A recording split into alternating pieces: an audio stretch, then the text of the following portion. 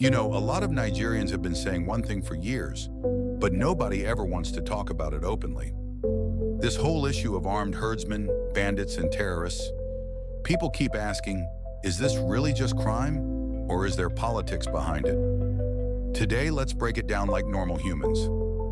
No big grammar, no fear, just what people are seeing, what they're asking, and the patterns that don't look normal. First of all, nobody woke up one morning and suddenly heard that herdsmen were carrying sophisticated weapons.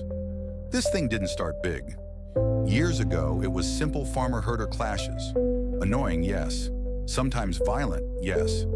But it was still something communities could handle. Elders would talk, police would step in, and life would move on. But suddenly, things changed. The guns changed. The way attacks were carried out changed. The confidence of the attackers changed. And when you look at the way these things happen, you start to wonder, how did simple disagreements suddenly turn into coordinated attacks? Because let's be honest, ordinary herdsmen don't just wake up with the kind of weapons we're seeing. Ordinary herdsmen don't block highways for hours. Ordinary herdsmen don't move like trained units that know exact routes, exact timing, and how to avoid security. So the question people keep asking is simple. Who is backing these people?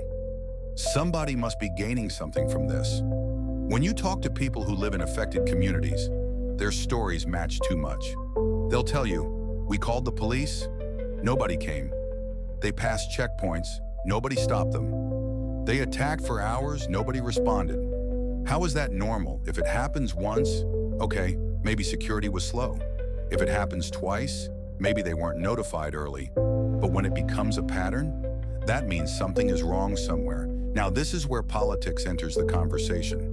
Not because we're accusing anyone, but because the situation itself creates suspicion. Over the years, even some security officers have complained quietly that whenever certain cases start getting close to important people, investigations suddenly slow down. Files go missing.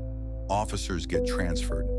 Everything becomes silent. We're not saying a politician is sponsoring anything, but we're saying the system behaves in a way that makes normal people suspicious.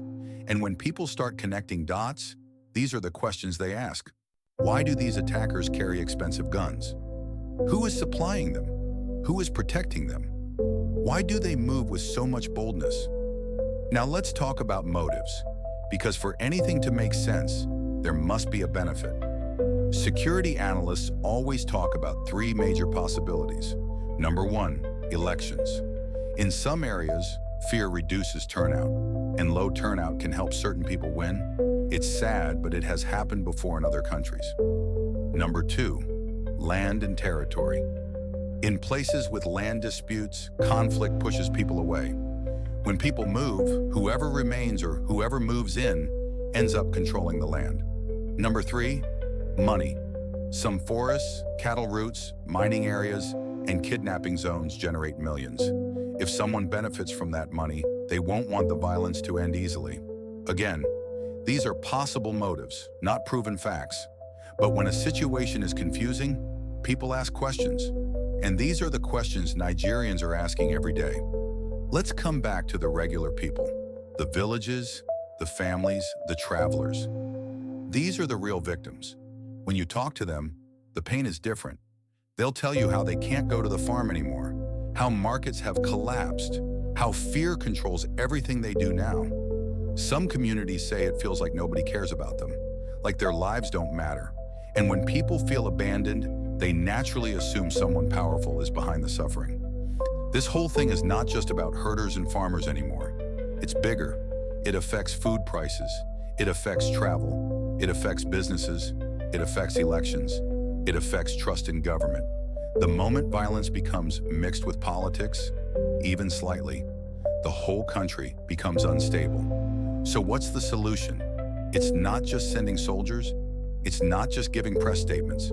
The solution is clarity, transparency, real investigations without anyone interfering, security officers who can do their jobs without being stopped, leaders who put the safety of the country above personal interest.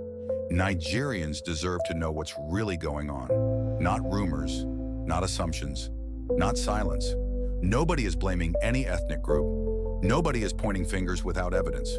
We're simply saying the patterns don't look normal, and people have a right to ask questions. So if you've ever wondered why this violence keeps happening, why attackers seem so confident, why security responses are slow, and why nothing ever gets resolved, you're not crazy.